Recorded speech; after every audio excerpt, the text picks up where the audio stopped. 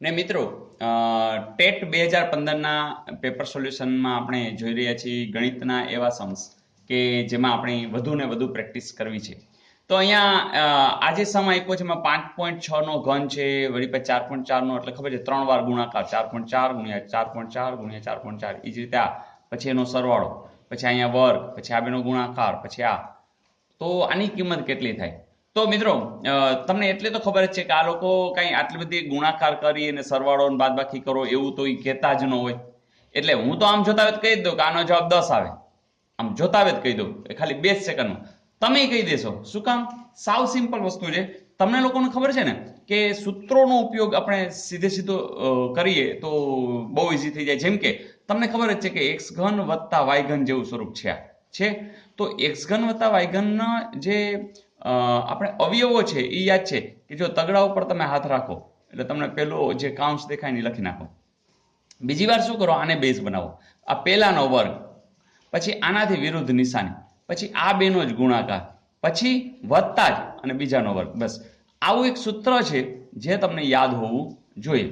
નથી યાદ તો કંઈ વાંધો નહીં, અત્યારે તમને યાદ રહી ગયું. ફરીથી x ઘન વત્તા y ઘન હોય ત્યારે શું થાય? આ તગડા ઉપર હાથ રાખવો જોઈએ એટલે પેલો કૌંસ આવી ગયો. પછી શું કરવાનું? આના જ બેઝ ઉપર બીજો કૌંસ બનાવો જેમાં 3 પદ આવશે. એમાં પહેલાનો વર્ગ આનાથી વિરુદ્ધ નિશાન. ધારો કે અહીંયા ઓછા હોત તો તમારે વત્તા મૂકવાના. આ બેનો જ ગુણાકાર અને પછી આનો વર્ગ. તો આવી જે સિચ્યુએશન છે એવું આ લોકોએ ગોઠવીને આપ્યું હશે. જુઓ જોઈએ આ હોય 5.6, જુઓ એના જેવું છે 5.6 નો ઘન છે, હા છે, વત્તા y ઘન છે, જુઓ 4.4 નો ઘન છે. તો હવે આનું શું થાય? હવે તમે જ કહેશો કે આ બેનો શું થશે? 5.6 જામાં 1 વત્તા y થયા ને એટલે 4.4. આ બેનો શું થયો? સરવાળો. હવે આપણે આને જ યાદ રાખશું તો શું થાય? 5.6 નો વર્ગ પછી આનાથી વિરુદ્ધ નિશાની એટલે 5.6 4.4 અને પછી આનો વર્ગ એટલે 4.4 નો વર્ગ. ચાલો આટલું ક્લિયર. તો હવે મિત્રો આ સેમ વસ્તુ થઈ. હવે તમારે શું કરવાનું છે કે અહીંયા નીચે કંઈક આપ્યું છે. જો તો મને લાગે છે આ સેમ એને આપ્યું જ હશે. તમે કહેશો ના સર, જો આ તો છે આર્યા, તમે કહેશો આ પણ છે, જો છે, પણ અહીંયા કાંઈ મેળ પડતો નથી. પણ એને મેળ પાડેલો આપેલો જ હશે એવું માની લ્યો. શું કામ? જો આ 2.8 છે ને એની બદલે એને કેટલા કર્યા છે? 5.6 એટલે કે 2 વડે ગુણાકાર કર્યો છે. ઓકે, પણ અહીંયા પાછા 8.8 નથી મૂક્યો, એને શું કર્યું? 2 વડે ભાગાકાર કર્યો છે. એટલે આનો ગુણાકાર ને આનો ગુણાકાર સેમ જ હોય. શું કામ? કે અહીંયા તમે 2 વડે ગુણો છો ને પાછા 2 વડે ભાગો છો. તો કઈ કર્યું કે ભાઈ નહીં. એટલે એકચ્યુઅલી તો આ જ રકમ ટોટલી અહીંયા છે. સ્વાભાવિક છે કે જ્યારે તમારી આ જગ્યાએ તમે આટલી વસ્તુ લખતા હો તો આ અને આ શું થાય? ઉડી જાય. તો ખાલી વધશે શું? માત્ર આટલું. અને એટલે કે તમને આમ જોતા જ ખબર કે આપણે આ બેનો સરવાળો કરવાનો છે, તગડા કાઢી નાખવાના છે. તો ખબર પડી જાય ને, જો 6 ને 4 10 બરાબર 5.6 મોઢે જ થઈ જાય છે. 6 ને 4 10 નો 0 વધી 1, 6 ને 4 10 10.0 એટલે કે ખરેખર કેટલો જવાબ છે? 10. તો આટલું સિમ્પલ હોય છે મિત્રો અને એ જવાબ આવ્યું. તો માત્ર જોતા જ ખબર પડી જશે. અને જ્યારે પણ આવું કંઈ પૂછાય ત્યારે ખાસ આવા દાખલા ગણવા આવા અવયવ સૂત્રો ઉપર આધારિત હોય છે અને એકદમ સિમ્પલ હોય છે. Is it okay?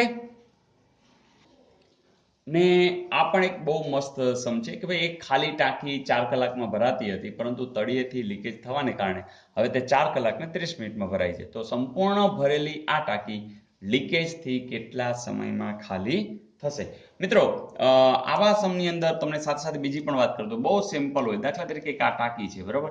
હવે આમાં એ નળ છે, અહીંથી આ પાણી ભરાય છે, અહીંયા બી નળ છે, અહીંયા પાણી ભરાય છે. તો આમાં અમુક કલાક લાગતા હશે, જેમ કે x કલાક અને y કલાક બરાબર. પછી એવું પૂછે કે આમાં આટલા લાગે છે, આમાં આટલા લાગે છે અને બે સાથે ખોલીએ નળ તો કેટલા સમયમાં ભરાઈ જાય? તો સિમ્પલ સૂત્ર છે xy છેદમાં x વત્તા y. પતી ગયું. એટલે આવું જ્યારે પણ પૂછાય એટલે આવડી જાય. બીજી એક વસ્તુ આવી થાય કે દાખલા તરીકે અહીંયા એક નળ છે જેમાંથી ટાંકી ભરાય છે, અહીંયા એક નળ છે જેમાંથી ખાલી થાય છે. આ એ નળ છે, આ બી છે, આ x કલાક લાગે છે અને y. તો આવા સમમાં શું કરવાનું કે xy છેદમાં x ઓછા y.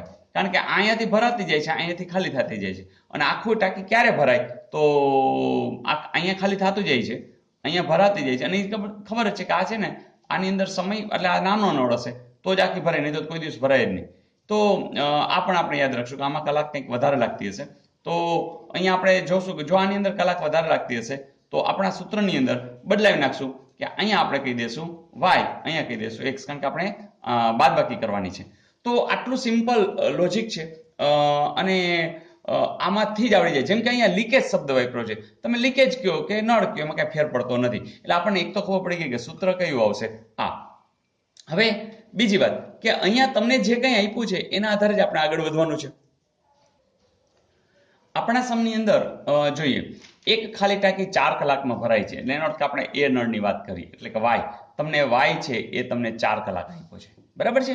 હવે તળિયેથી લીકેજ થવાને કારણે તે 4 કલાક અને 30 મિનિટમાં ભરાય છે. એટલે હવે શું થયું કે આ નળ પણ ખુલ્લો છે, આ પણ નળ ખુલ્લો છે. એટલે કે આનો જે જવાબ આવે ને એ તમને આપ્યો છે કે xy છેદમાં x ઓછા y છે એ તમને આપી દીધા છે. કેટલા? 4 કલાક 30 મિનિટ. તો આપણે 4.5 કલાક લખી શકીએ, બરાબર. તો આ 4.5 કલાક છે. તો બસ હવે લીકેજથી કેટલા સમયમાં ખાલી થાય? એટલે માત્ર આ x નળ ખુલ્લો રાખ્યો હોય, ધારો કે આ ટાંકી ભરેલી છે અને x નળ ખુલ્લો રાખ્યો છે, તો આ x છે એનો જવાબ. તો તમને ખબર જ છે કે y બરાબર કેટલા આપ્યા છે? 4. કિંમત મૂકી દઈએ આપણે. જોજો x ગુણ્યા 4, x ઓછા 4 બરાબર 4.5, બરાબર. x ની જગ્યાએ x રાખ્યો, આપણે જે શોધવાનો છે, કારણ કે x આ આપણે ખબર નથી x કેટલો છે. તો જો આ ખ્યાકોને આપણે આમ લઈ જશું એટલે શું થશે કે x × 4 બરાબર 4.5 × x ઓછા 4. જો આખે આખાને આપણે અહીંયા લઈએ એટલે 4.5 સાથે ગુણાશે. તો જોજો આ તો 4x છે જ, આ શું થશે 4.5x ઓછા 4.5 ને તમારે 4 વડે ગુણો, ચોકે ચોકે 16, અને 0.5 ને તમે 4 વડે ગુણો એટલે 20, એટલે 2.0, એટલે 16 ને 2 18, બરાબર. એટલે તમે ગુણાકાર કરશો એટલે આવી જશે. હવે જોજો આ 4x ને આપણે આ બાજુ લઈ જઈએ, ઓછા 18 ને આ બાજુ લઈ જઈએ એટલે શું આવશે? 18 બરાબર 4.5x ઓછા 4x. તમે જ કહો 4.5x માંથી 4x જાય, કેટલા વધે? તો 0.5x વધે. અહીંયા કેટલા છે? 18 છે. હવે સિમ્પલ, આ x ની કિંમત શોધવી હોય તો 0.5 છે આ બાજુ છેદમાં આવી જશે ને, તો 18 ના છેદમાં 0.5 બરાબર x. હવે ખબર છે આ 0.5 હોય તો આપણે ઉપર લઈ જઈએ છીએ, બરાબર. 1 બિંદુ આપણે ઉમેરી દેશું, આ 5 થઈ જશે. હવે તો એ તમને આવડે છે, 5 તેરી 15, 5 6 30, તો 36 કલાક છે એ લાગે એવો જવાબ તમને આપ્યો છે, ચોક્કસ આપ્યો છે. તો મિત્રો એકદમ સિમ્પલ, આવા દાખલા ગમે ત્યારે પૂછાય તો હવે તમને આવડશે. આ થોડો અઘરો એટલે પડે કે તમને અહીંનું આપેલું છે, પણ આ દાખલો તમને એમ પૂછ્યો હોય તો કે ભાઈ એક નળ છે એનાથી 4 કલાકમાં ભરાય છે, બીજો એક નળ છે જેનાથી આટલી કલાકમાં ખાલી થાય છે, તો હવે બંને નળ ચાલુ રાખતા બસ આ સૂત્ર આમાં તમે કિંમત મૂકશો તો તમને મળી જશે. તો મિત્રો આ નાનકડા બે જ સૂત્રથી તમે આ ગણી શકશો. Is it okay? ને મિત્રો ક્યારેક આપણે સમ જોઈને એમ થઈ જાય કે વાહ ભાઈ વાહ, સરસ મજાનો આ દાખલો છે. જેમ કે એક દંપતીને 2 પુત્રો છે. નાના પુત્રના જન્મ વખતે તેમની ઉંમરનો સરવાળો 60 વર્ષ હતો. હાલ તેમની સરાસરી ઉંમર 20 વર્ષ છે. તો પછી 5 વર્ષ પછી નાના પુત્રની ઉંમર કેટલા વર્ષ હશે?